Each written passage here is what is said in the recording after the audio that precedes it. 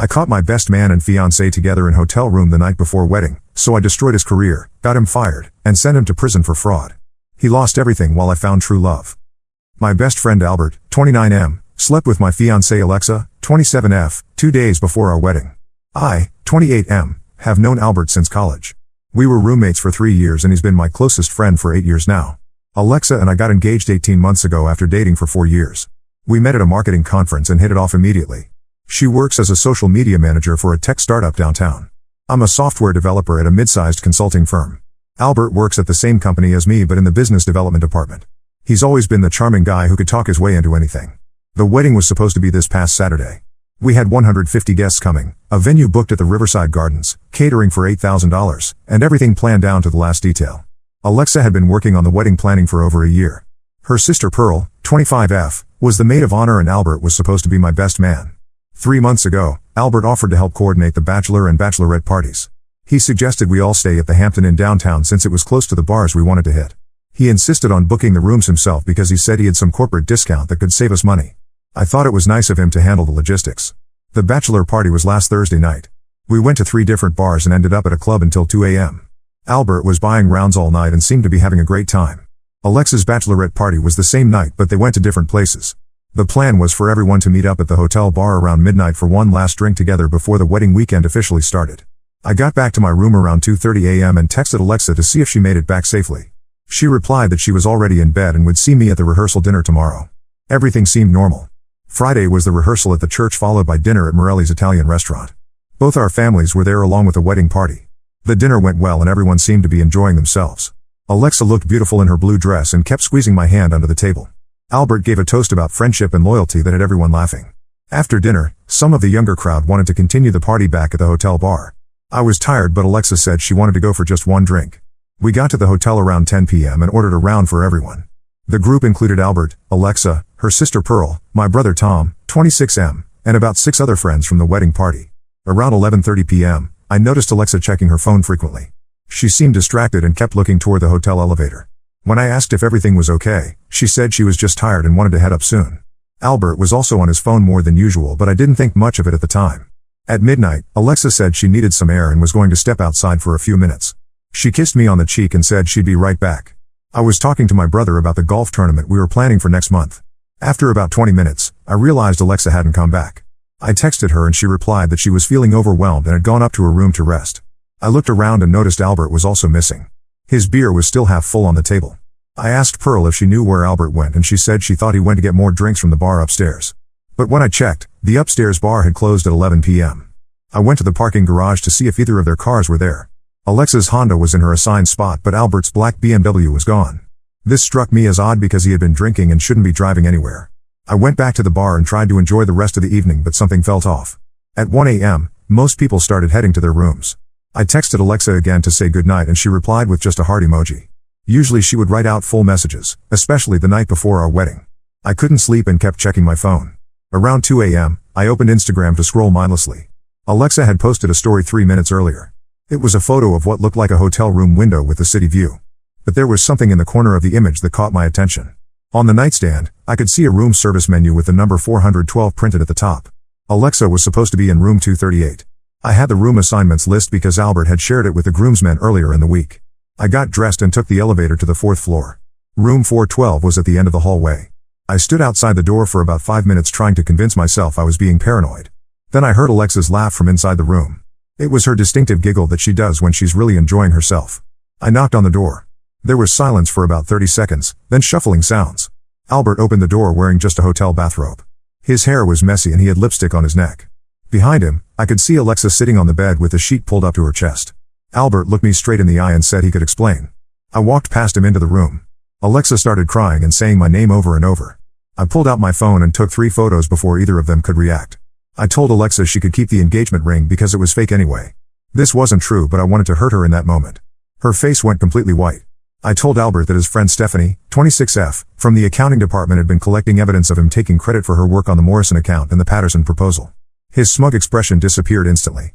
Then I told them both that I had just forwarded the photos to Albert's girlfriend Lisa, 28F. He had been dating her for 6 months and had introduced her to our friend group just last month. Alexa started screaming at Albert asking if he had a girlfriend this whole time. I left them arguing and went back to my room.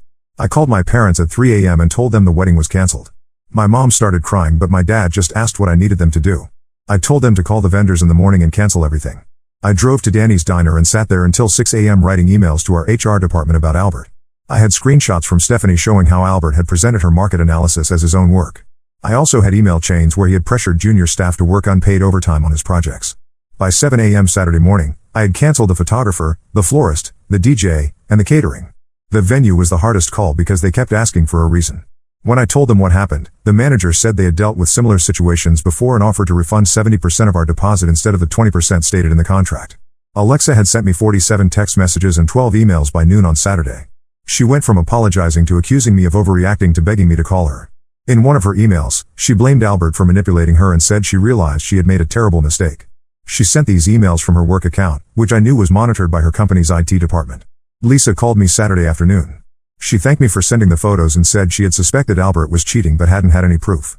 She told me Albert had been lying to her about where he was spending his evenings and had been getting phone calls he wouldn't answer in front of her. Lisa and I met for coffee on Sunday morning. She brought a folder full of evidence about Albert that she had been collecting. Apparently, he had been cheating on her with at least 2 other women besides Alexa.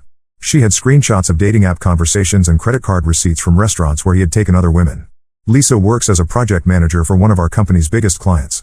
She told me she planned to bring her concerns about Albert's professional conduct to her supervisor.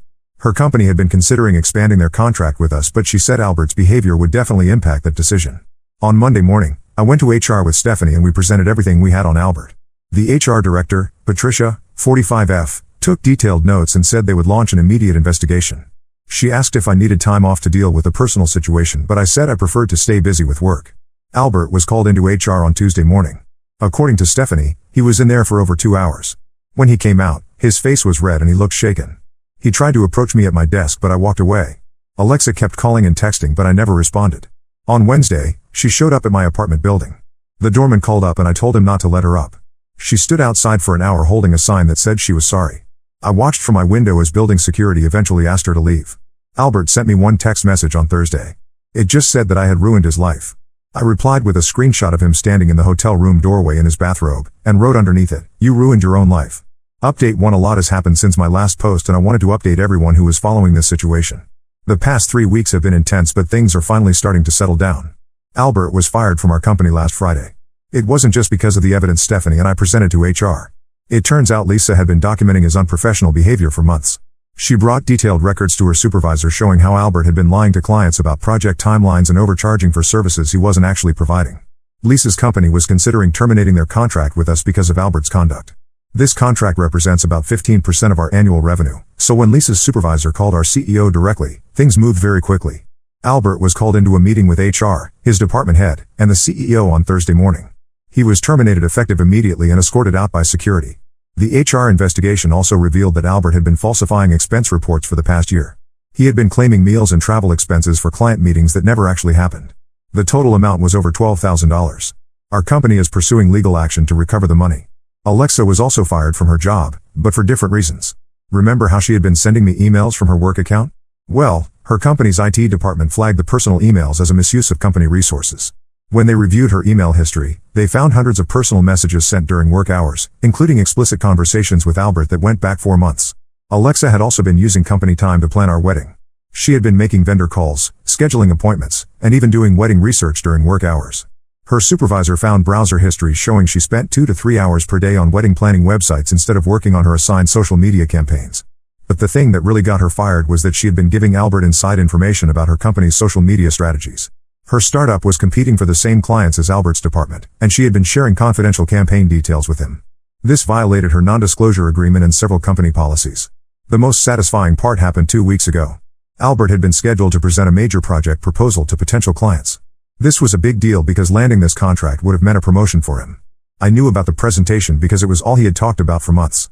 What Albert didn't know was that I had discovered his entire presentation was copied from a competitor's public case study. I had found the original document while doing research for my own project. It was published by a marketing firm in Chicago 6 months ago and was available on their website. I printed out the original case study and left it on Stephanie's desk with a note suggesting she might want to share it with the appropriate people. She forwarded it to Patricia in HR, who then shared it with the department head. On the day of Albert's presentation, instead of presenting to clients, he was called into another HR meeting. They confronted him with the plagiarized material and he couldn't explain how his presentation was nearly identical to the Chicago firm's case study. This was the final straw that led to his termination. Lisa has been incredibly helpful throughout this process. She connected me with a lawyer who specializes in employment issues because Albert had been threatening to sue me for defamation. The lawyer reviewed all my evidence and said Albert had no case. Everything I had shared with HR and Lisa was factual and well documented. Lisa also helped me understand how deep Albert's deception had been. She showed me text messages where he had been planning to break up with her after our wedding. He had told her he was getting tired of their relationship and wanted to focus on his career. Meanwhile, he had been telling Alexa that he was falling for her and wanted to start a serious relationship. Alexa tried a different approach 2 weeks ago. She showed up at my office building and waited in the lobby until I came down for lunch. She followed me to the sandwich shop across the street and tried to start a conversation. I ordered my food and left without acknowledging her. She then sent a letter to my apartment through my building's mail system. It was 6 pages long and detailed how sorry she was and how Albert had manipulated her. She claimed he had told her that I was having doubts about the marriage and was planning to call off the wedding anyway. She said he convinced her that I wouldn't be hurt because I secretly didn't want to get married. I showed the letter to Lisa and she laughed. She told me Albert had used similar manipulation tactics on her. He would tell her that her friends didn't really like her or that her family thought she was making bad decisions. It was his way of isolating her and making her dependent on his version of reality. The financial cleanup from the canceled wedding took longer than expected. The venue ended up refunding 80% of our deposit because they said the circumstances were exceptional. The photographer was understanding and only charged us for the engagement session we had already done. The florist kept our deposit, but we expected that. The hardest part was dealing with all the wedding gifts that had already arrived. We had received about 40 gifts from early guests. I spent a weekend writing thank you notes and return shipping labels to send everything back. Some relatives insisted I keep their gifts anyway, but I returned everything except a set of kitchen knives from my uncle because he said he had already thrown away the receipt. My brother Tom helped me move all of Alexa's belongings out of my apartment. She had been gradually moving her things in over the past year and I hadn't realized how much stuff she had accumulated. We packed everything into boxes and I arranged for her to pick them up from the building storage room when I wasn't home. Going through her belongings was when I found more evidence of the affair. Hidden in a jewelry box was a hotel key card from the night I caught them. It was for room 412. I also found a receipt from a restaurant where she and Albert had dinner 3 weeks before our wedding. The receipt was dated on a night when she had told me she was having dinner with her sister. Work has actually been going well. With Albert gone, our department is functioning much better. Stephanie was promoted to senior analyst and is now leading the projects Albert used to handle. She's been giving me credit for helping expose his misconduct and several colleagues have thanked me for bringing the situation to light. The biggest surprise came last week when I ran into Pearl, Alexa's sister, at the grocery store. She approached me and apologized for not warning me about what was happening. She said she had suspected something was going on between Alexa and Albert for about a month before the wedding but wasn't sure how to handle it. Pearl told me she had seen them having lunch together twice when Alexa had claimed to be at work meetings. She also said Alexa had been acting secretive about her phone and had started working out more and buying new clothes. Pearl thought maybe Alexa was planning a surprise for me, so she didn't say anything. Pearl also revealed that Alexa had lied to the family about why the wedding was canceled. She told everyone that I had called it off because I wasn't ready for marriage. Pearl only learned the truth when she saw my Facebook post about the situation. She was angry that Alexa had made me look like the bad guy to their entire family. I asked Pearl not to get involved in the drama, but she said she had already told her parents the real story. Apparently, Alexa's parents are not happy with her and have been pressuring her to apologize to me properly. They also made her pay back the money they had contributed to the wedding since it was canceled due to her actions. Update 2: The situation has taken some unexpected turns and I wanted to update everyone on the latest developments. Some of you had asked about Albert and Alexa's current situations, and I now have more information about what's been happening with both of them. Albert has been struggling to find new employment. Word travels fast in our industry and several companies in town have connections to our firm. Lisa's company sent out a professional notice about terminating their contract with us specifically due to Albert's conduct. This notice was shared with other companies in their network as a warning about his professional behavior. I found out about Albert's job search because he listed me as a reference on applications without asking permission. 3 different companies called me over the past month asking about his work performance. I was honest about why he was terminated and shared the details about the plagiarism and expense fraud. Each company thanked me for the information and said they would not be moving forward with his application. Albert apparently tried to start his own consulting business, but that fell apart quickly. He was using his personal LinkedIn to promote services he wasn't qualified to provide. Several of our former clients contacted our company to ask if Albert was still affiliated with us after he reached out to them directly trying to steal their business. Our legal department sent Albert a cease and desist letter demanding he stop using our company's project examples in his marketing materials. He had been showing potential clients work that Stephanie and I had actually completed and claiming it as his own achievements. The most interesting development happened 3 weeks ago when I got a call from Detective Rodriguez, 40SF, with the Financial Crimes Unit. Apparently, Albert's expense fraud was more extensive than our company initially realized. The police investigation found that he had also been running a credit card scam using client information he had access to through his work. Albert had been creating fake vendor accounts and submitting fraudulent invoices to our accounting department. He would then have the payment sent to accounts he controlled. The total amount stolen was over $45,000, which makes it a felony charge. He was arrested last Tuesday and is currently out on bail. I was asked to testify about the timeline of events and the evidence I had provided to HR. The detective said my documentation had been crucial in building their case. Stephanie also testified about the pattern of Albert taking credit for other people's work, which helped establish his character for dishonesty. Alexa's situation has been different but equally dramatic. After losing her job, she moved back in with her parents in the suburbs. She had been living paycheck to paycheck despite making decent money, so she couldn't afford her apartment without employment. Pearl reached out to me again 2 weeks ago with some surprising information. She said Alexa had been lying to everyone about the extent of her relationship with Albert. According to Pearl, Alexa had been planning to leave me for Albert even before the wedding. The hotel incident wasn't a mistake or moment of weakness, it was part of a longer-term plan. Pearl found text messages on Alexa's old phone that she left at their parents' house. The messages showed that Alexa and Albert had been discussing getting together after my wedding for over 2 months. They had planned for Alexa to go through with the wedding to avoid embarrassing both families, then divorce me within a year so they could be together openly. The messages also revealed that they had been intimate multiple times before the hotel incident. They had been meeting at Albert's apartment when Lisa was out of town for work. Alexa had been lying to me about working late or having dinner with friends on those nights. What made this discovery even worse was that they had been making fun of me in their messages. Albert called me naive and boring. Alexa wrote that she felt sorry for me because I was so trusting. They joked about how easy it was to fool me and made bets about whether I would figure out what was happening before the wedding. Pearl was disgusted by what she found and decided to share the messages with their parents. Alexa's mother called me to apologize and said she was ashamed of her daughter's behavior. She asked if there was anything she could do to make up for the pain Alexa had caused. I told Alexa's mother that I appreciated the apology but just wanted to move on with my life. She understood and said the family would respect my wish to have no contact with Alexa. She also mentioned that Alexa was having trouble finding new employment because her previous company had given her a negative reference. The legal consequences for Alexa came from an unexpected direction. Remember how she had been sharing confidential information with Albert about her company's social media strategies? Well, her former employer filed a lawsuit against her for violating her non-disclosure agreement and causing them to lose 2 major clients. One of those clients had been considering a large social media campaign but chose a different agency after learning that their confidential information had been shared. The startup is seeking damages for lost revenue and legal fees. Alexa can't afford a lawyer and is trying to represent herself in court. I also learned that Alexa had been stealing from me during our relationship. When I was going through bank statements for the lawyer, I noticed several unauthorized charges on my credit card. Alexa had memorized my card number and had been making small purchases that I hadn't noticed. The total amount was about $800 over 6 months. These weren't emergency purchases or things for our shared expenses.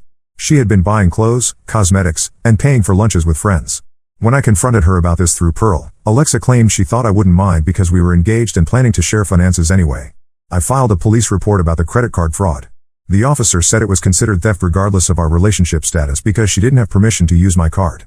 Alexa will likely face charges for this as well, though the amount might only result in a misdemeanor. The most unexpected twist came when Lisa started dating someone new. His name is Robert, 32M, and he works as a security consultant. Lisa and I had remained friends throughout this ordeal and she introduced me to Robert 2 weeks ago when we all met for coffee. Robert had an interesting perspective on the whole situation because he specializes in investigating corporate fraud and employee misconduct. He reviewed all the evidence I had collected and was impressed by how thorough my documentation had been. He said most people don't think to gather evidence the way I did, which made the HR investigation and police case much stronger. Robert also pointed out that Albert's behavior showed classic signs of narcissistic personality traits. He explained that people like Albert often target individuals who are trusting and successful because they enjoy the manipulation and want to tear down what other people have built. Through Robert's connections, I learned that Albert had actually been fired from a previous job for similar issues. He had been caught falsifying reports and taking credit for colleagues' work at a company he worked for right after college. This information never came up during his background check when our company hired him because his former employer had agreed not to share details in exchange for Albert leaving quietly. Work has continued to improve significantly. Our department received recognition from upper management for the quality of work we've been producing since Albert left. Stephanie and I were both given bonuses for our contributions to the Morrison account that Albert had tried to take credit for. I've also been dating someone new, though I'm taking things slowly this time. Her name is Rachel, 26F, and she works as a nurse at the Children's Hospital downtown. We met through a hiking group I joined a few months ago. She knows the basic outline of what happened with Alexa and Albert but isn't interested in hearing all the details, which I appreciate. Rachel has a completely different personality from Alexa. She's direct and honest about everything, even small things like if she's running late or if she doesn't like a restaurant I suggest. After experiencing Alexa's constant lying and manipulation, I find Rachel's straightforward communication style refreshing. Update 3: I'm writing this final update because several people have been asking about the long-term outcomes for everyone involved. It's been almost 8 months since the original incident and I finally feel like this chapter of my life is completely closed. Albert pleaded guilty to the felony fraud charges and was sentenced to 18 months in prison plus 5 years probation. He also has to pay restitution of $47,000 to our company. His lawyer tried to argue for just probation, but the judge said the premeditated nature of the crimes and the violation of trust made prison time necessary. The sentencing hearing was interesting because several character witnesses spoke about Albert's pattern of dishonest behavior. Lisa testified about the personal manipulation, and Stephanie spoke about the professional misconduct. Even some of his college friends submitted statements describing times when Albert had cheated or stolen from them. Albert's parents attended the hearing and approached me afterward to apologize. They said they had suspected Albert had problems with honesty but never realized how serious it had become. His father offered to help with the restitution payments, but our company's lawyer said that was between Albert and the court. I saw Albert one more time before he reported to prison. Rachel and I were having dinner at a restaurant downtown when he walked in with someone I didn't recognize. He was wearing a cheap suit that didn't fit well and looked like he had lost weight. When he saw me, he stared for a moment but didn't approach our table. Rachel asked if I wanted to leave but I said we should just enjoy our meal. About 10 minutes later, Albert's dinner companion got up and left the restaurant abruptly. Albert sat alone for another few minutes, then paid his check and left without finishing his food. I later learned from Lisa that his date had recognized him from the news coverage of his arrest and decided she didn't want to be associated with him. Alexa's situation resolved differently but not necessarily better. She lost the lawsuit filed by her former employer and owes them $23,000 in damages. She couldn't afford to pay the judgment, so they garnished her wages from the part-time retail job she eventually found. The credit card fraud charges against Alexa were dropped after she agreed to pay full restitution plus court costs. She paid me back the $800 through a payment plan over 6 months. Her mother actually made most of the payments because Alexa's income was so low. Pearl told me that Alexa had to move back into her childhood bedroom and is working at a clothing store in the mall. She applied for dozens of jobs in marketing and social media but can't get hired because of the negative reference from her previous employer and the background check issues from the lawsuit. The most dramatic development with Alexa happened about 2 months ago. She started dating Albert's younger brother Kyle, 25M, apparently thinking this would somehow help her stay connected to Albert while he was in prison. Kyle works as a mechanic and had never been close to Albert, so this plan backfired spectacularly. When Kyle learned the full story of what Albert and Alexa had done, he broke up with her immediately. He also told his family about Alexa's role in Albert's downfall, which eliminated any possibility of her getting sympathy or support from that direction. Kyle later called me to apologize for his brother's actions and to let me know he had no intention of maintaining any relationship with Alexa. Alexa made one final attempt to contact me about 3 months ago. She sent a letter through a mutual friend asking if I would write a character reference for her to help with job applications. The friend who delivered the letter said Alexa was convinced that a positive reference from me would prove to employers that she wasn't a bad person. I declined to write the letter and asked the mutual friend not to serve as a messenger for Alexa again. I explained that writing a reference would require me to lie about Alexa's character, which I wasn't willing to do. The friend understood and said she hadn't realized the extent of what Alexa had done. My life has moved forward in every positive way possible. Rachel and I have been together for 6 months now and the relationship continues to be healthy and drama-free. She has 2 young kids from a previous relationship, and I've enjoyed getting to know them. We've talked about moving in together next year after her lease expires. Work has been excellent. I was promoted to senior developer and now lead a team of 4 people including Stephanie. We've landed several major contracts and our department has become one of the most profitable in the company. The CEO mentioned our turnaround as an example of how removing toxic employees can transform an entire workplace culture. I also bought a house in a different neighborhood across town. It's a 3-bedroom ranch with a big backyard that's perfect for when Rachel's kids visit. Moving out of the apartment where Alexa and I had lived together was important for my mental closure on that relationship. The most satisfying moment came last month when I received a LinkedIn notification that Albert had updated his profile from prison. He listed his current status as serving time for financial crimes and said he was looking forward to rebuilding his career upon release. Several of our former colleagues left comments questioning why he would post this information publicly. Lisa is engaged to Robert and they're planning a small wedding next spring. She asked if Rachel and I would like to attend, which shows how all of our lives have moved past the drama Albert and Alexa created. Lisa said she considers the whole experience a blessing in disguise because it led her to someone much better suited for her. I've learned to trust my instincts better and not ignore red flags in relationships or friendships. Rachel and I have talked about communication and honesty being the foundation of any successful partnership. She's met my family and friends, and everyone comments on how much happier and more relaxed I seem now. The financial recovery took longer than expected but worked out well in the end. Between the vendor refunds, the restitution payments, and money I saved by not going through with an expensive wedding, I actually came out ahead financially. I used the extra money as a down payment on the house. Looking back, I'm grateful this all happened before the wedding rather than after. Discovering Alexa and Albert's betrayal when I did saved me from years of lies and manipulation. Some people have told me I should feel angry or bitter about what they did, but mostly I just feel relieved that they're both out of my life permanently. The whole experience taught me that some people are fundamentally dishonest and will hurt anyone to get what they want.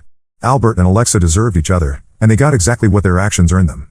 Meanwhile, I'm building a life with someone who shares my values and treats me with respect. I don't plan to post any more updates about this situation because there's nothing left to resolve. Albert will be in prison for the next year and Alexa will be dealing with the consequences of her choices for much longer. Rachel and I are focused on our future together, and that's the only story that matters to me now. Now let's move to the next story. Story 2. I stood up against my brother's misogyny at my own wedding. 6 months later, my Sil left him and my parents finally saw the truth. I, 29F, got married last month to my husband Daniel, 31M. We've been together for 5 years, having met at a mutual friend's barbecue. I remember that day so clearly. I was helping set up the food table when Daniel offered to lend a hand. We got talking about our shared love of obscure 80s movies, and the rest, as they say, is history. Our relationship hasn't always been smooth sailing. We've had our fair share of arguments and disagreements, especially in the early days when we were still figuring each other out. But we've always managed to work through our issues with open communication and mutual respect. That's why, when Daniel proposed 2 years ago during a hike to our favorite scenic overlook, I didn't hesitate to say yes. We spent over a year planning our wedding. I'm not usually one for big, elaborate events, but I wanted this day to be special. We chose a beautiful rustic venue, a converted barn with strings of fairy lights and wildflower centerpieces. It was a perfect blend of elegance and casual charm, just like us. We invited about 150 guests, a mix of family, friends, and co-workers. I was especially excited for my colleagues to meet my family.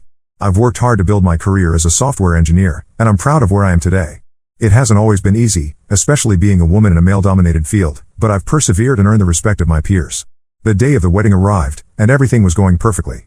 I felt like a princess in my dress, a simple, elegant gown with lace detailing that I'd fallen in love with the moment I tried it on.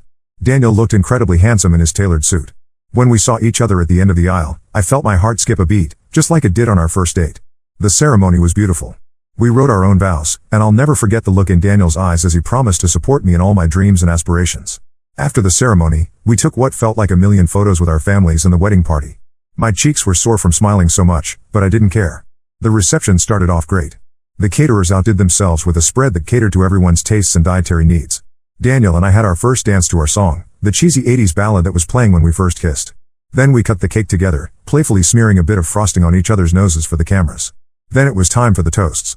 My maid of honor, my best friend since college, gave a heartwarming speech about our friendship and how happy she was to see me find someone who truly understood and supported me. Daniel's best man told some hilarious stories from their days as roommates, careful to keep things PG for the older relatives in attendance. My parents both said a few words. My mom got a bit teary-eyed as she welcomed Daniel to the family, and my dad made a corny joke about finally having someone to watch football with. It was all going so well. Finally, it was my brother Alex's, 33M, turn to give a toast. I felt a knot form in my stomach. Alex and I have had a complicated relationship for years. Growing up, we were close, always getting into mischief together. But as we got older, things changed. Alex became more traditional in his views, especially when it came to gender roles. He married young and expected his wife to be a stay-at-home mom, which she was happy to do. But he couldn't understand why I wanted a different path for myself. When I decided to major in computer science in college, Alex scoffed, saying it was a man's field and that I'd be better off studying something more suitable for a woman. I tried to brush off his comments, but they hurt. Over the years, his attitude only got worse. Every family gathering turned into an opportunity for him to make snide remarks about my career choices or my relationship status. When I introduced him to Daniel, I hoped things would improve. Daniel is supportive of my career and we share household responsibilities equally. I thought maybe seeing a healthy, modern relationship would change Alex's perspective. But instead, he just started making comments about how Daniel needed to man up and control his woman. Despite all this history, I still wanted Alex to be part of my wedding day. I hoped that maybe, just maybe, he'd put aside his judgmental attitude for one day and be happy for me. As he stood up to give his toast, I held my breath. Alex started off okay, talking about some childhood memories. But then things took a turn. He made a joke about how surprised he was that I actually managed to find someone willing to marry me, given how career-obsessed I am. The knot in my stomach tightened as he went on to say that he hoped Daniel was prepared for a wife who cares more about her job than her family. I felt like I had been slapped. Daniel squeezed my hand under the table, but I could tell he was angry too. Alex continued, saying things like I guess miracles do happen and maybe now she'll finally learn to cook something other than microwave meals. The room fell uncomfortably silent. I looked around and saw people shifting in their seats, avoiding eye contact. My parents looked mortified, but they didn't say anything. This was typical, they'd always avoided confrontation, preferring to sweep issues under the rug rather than address them head on. When Alex finally finished his toast, there was awkward, scattered applause. I felt humiliated and angry. This was supposed to be one of the happiest days of my life, and Alex had managed to turn it into yet another opportunity to belittle me and my choices. I excused myself and went to the bathroom, where I broke down crying. My maid of honor followed me, offering comfort and suggesting we ask the DJ to play my favorite dance song to lighten the mood. But I knew I couldn't just pretend nothing had happened. After I composed myself, I went to find Alex. I found him at the bar, laughing with some of his friends as if he hadn't just ruined my wedding toast. I pulled him aside to a private area and confronted him about his speech. I told him how hurtful and inappropriate his comments were, especially on my wedding day. I explained that my career is important to me, but that doesn't mean I don't value my relationships or my new marriage. Alex got defensive immediately. He said I was being too sensitive and that he was just joking. He accused me of trying to ruin the wedding by making a big deal out of nothing. When I pressed him on why he thought it was okay to humiliate me in front of our guests, he stormed off, muttering something about how I couldn't take a joke. I returned to the reception, trying to put on a brave face for the rest of the night. But the damage was done. The mood had shifted, and I could tell people were gossiping about what had happened. Daniel did his best to cheer me up, even convincing the DJ to play a marathon of 80s hits to get people dancing and distract from the drama. But I couldn't shake the feeling that my brother had tainted one of the most important days of my life. After the wedding, I got texts from my parents saying I should apologize to Alex for overreacting and causing a scene. They said I should have just laughed off his comments and moved on. But I don't think I did anything wrong by standing up for myself. This wasn't just about one inappropriate toast, it was about years of snide comments and disrespect that had finally come to a head. Ida for confronting my brother about his inappropriate toast? Should I have just ignored it to keep the peace? I'm tired of always being expected to be the bigger person, but I also don't want this to drive a permanent wedge in my family. Edit. Thank you all for your responses. I want to clarify a few things based on the comments. 1. This isn't the first time Alex has made comments about my career. He's always been very traditional in his views and thinks women should prioritize being homemakers. We've had many arguments about this over the years, dating back to when I first chose my college major. 2. My parents tend to make excuses for Alex's behavior. They say things like that's just how he is or he doesn't mean any harm. They've never really held him accountable for his actions, which I think has only enabled his behavior. 3. Daniel has been incredibly supportive throughout all of this. He wanted to confront Alex himself, but I asked him not to because I didn't want to make the situation worse. He's been my rock through all of this, reminding me that I have nothing to be ashamed of. 4. For those asking about my career, I'm a software engineer at a tech company. I've been with the company for 5 years and was recently promoted to a senior position. I love my job and have worked hard to get where I am. Alex has always seemed resentful of my success, often making comments about how I'm neglecting my feminine side by focusing on my career. Update 1. It's been about a month since my original post, and a lot has happened. First, I want to thank everyone for their supportive comments. Reading them helped me realize that I wasn't overreacting and that my feelings were valid. It's been a difficult month, but your words have given me strength. A week after the wedding, my parents invited the whole family over for dinner. They said they wanted to clear the air and move past the wedding incident. I was hesitant, but Daniel encouraged me to go, saying it might be a chance for Alex to apologize. Daniel offered to come with me for support, but I decided to go alone, feeling like I needed to handle this myself. When I arrived at my childhood home, I was immediately hit with a wave of nostalgia. The house smelled like my mom's signature lasagna, a dish she always made when she was trying to smooth over family tensions. As I helped set the table, I was reminded of countless family dinners, some happy, some tense, but always ending with us coming together as a family. I hoped this dinner would be the same. Before dinner, my mom pulled me aside and asked me to be the bigger person and apologize to Alex for embarrassing him at the wedding. I was shocked. It was like we were kids again, with me always being expected to apologize even when Alex was clearly in the wrong.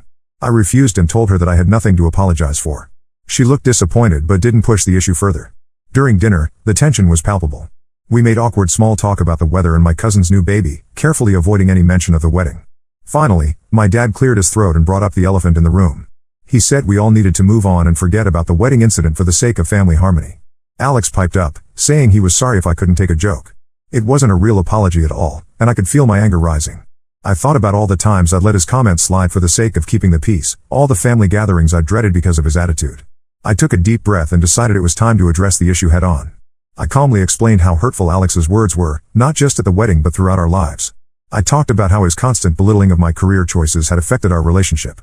I brought up specific instances, like the time he told me I was wasting my time when I was studying for a big certification exam, or when he implied that Daniel wasn't a real man for supporting my career. I also pointed out that making sexist comments about a woman's role in a marriage was never okay, joke or not. I explained how his attitudes were outdated and harmful, not just to me but to all women who want to pursue careers. To my surprise, my sister-in-law Lisa, 31F, spoke up. She said she had always been uncomfortable with the way Alex talked about women's roles and that she agreed his toast was inappropriate. She revealed that she sometimes felt pressured to conform to Alex's idea of a perfect wife and that it had caused tension in their marriage. This seemed to catch Alex off guard. I don't think he'd ever considered how his views might be affecting his own wife. My parents were clearly uncomfortable with the confrontation. They kept trying to change the subject, suggesting we have dessert or look at old photo albums. But I stood my ground. I told them that I was tired of them making excuses for Alex's behavior and that if we were going to have a relationship moving forward, things needed to change. Alex got defensive again, accusing me of being oversensitive and unable to take criticism. But when I asked him to explain exactly what he was criticizing about me and his toast, he couldn't give a straight answer. He stammered something about how I should be grateful that Daniel was willing to put up with my career ambitions. The dinner ended on a tense note. My parents were upset that we couldn't just let bygones be bygones. Alex left in a huff, dragging Lisa along with him. Before they left, Lisa apologized to me quietly and asked if we could talk more another time. After I got home, Daniel was waiting up for me. He listened patiently as I recounted the whole evening, offering words of support and reassurance. He told me how proud he was of me for standing up for myself and suggested that maybe we should take some space from my family for a while, which I agreed with. The next day, I got a surprising text from Lisa. She said she had been thinking about our conversation and realized how much Alex's attitudes had affected her too. She confessed that she had given up her own career ambitions early in their marriage to fit Alex's idea of a good wife, and she was starting to regret it. She asked if we could meet for coffee to talk more. I'm meeting Lisa next week.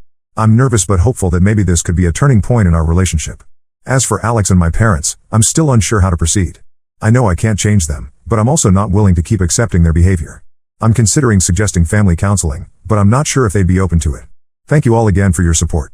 It's given me the courage to stand up for myself and set boundaries with my family. I know the road ahead might be difficult, but for the first time in a long time, I feel like I'm on the right path. Update 2. It's been 2 months since my last update, and I wanted to share some developments. First, my meeting with Lisa went really well. We met at a quiet cafe near her workplace. I was surprised to learn she had recently started a part-time job at a local bookstore. Over coffee, we had a long, honest conversation about our experiences with Alex and my parents. Lisa confided that she had been struggling in her marriage because of Alex's outdated views on gender roles. She revealed that she had always dreamed of becoming a teacher, but Alex had discouraged her, saying that a wife's place was in the home. She said my confrontation at the family dinner had been a wake-up call for her, making her realize how much she had compromised her own desires to fit Alex's expectations. As we talked, Lisa opened up about her own family background. She came from a very traditional household, where her mother had always deferred to her father in all decisions. She realized that she had unconsciously fallen into the same pattern with Alex, afraid of rocking the boat or asserting her own needs. I shared some of my own struggles, both in my career and in standing up to Alex over the years. We laughed over some of the ridiculous things Alex had said in the past, finding humor in situations that had once only brought pain. By the end of our meeting, I felt like I had truly connected with my sister-in-law for the first time. Lisa and I have been meeting regularly for coffee since then, and it's been great to build a stronger relationship with her. She's even expressed interest in learning more about my career, asking questions about what I do and how I got into tech. It's been refreshing to have a family member show genuine curiosity about my work instead of dismissing it. As for Alex, things are still tense. He's been avoiding me, which honestly has been a relief. I've heard through Lisa that he's been complaining to his friends about how I've turned his wife against him, but he hasn't confronted me directly. Part of me hopes that this time apart will give him a chance to reflect on his behavior, but I'm not holding my breath. The most significant change has been in my relationship with my parents. After several heated phone calls and a lot of soul-searching, I decided to set some clear boundaries. I told them that I love them, but I'm no longer willing to tolerate their enabling of Alex's behavior or their dismissal of my feelings. At first, they were upset and accused me of tearing the family apart. My mom cried, saying she just wanted everyone to get along like we used to. I reminded her that even when we were kids, things weren't as harmonious as she remembered. She had just chosen to ignore the problems. But after a few weeks of limited contact, they seemed to be coming around. My mom called last week and actually apologized for pressuring me to forgive Alex without addressing the real issues. It was a small step, but it felt like progress. She even asked me about my work, showing a level of interest she never had before. Daniel has been my rock through all of this. He's supported my decisions and has even taken on the role of communicating with my family when it's been too stressful for me. His unwavering support has made me even more certain that I married the right person. We've had many discussions about family dynamics and how we want to approach things if we have children in the future. It's reassuring to know we're on the same page about creating a respectful, egalitarian household.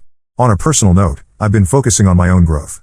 I've started seeing a counselor to work through some of the long-standing issues with my family.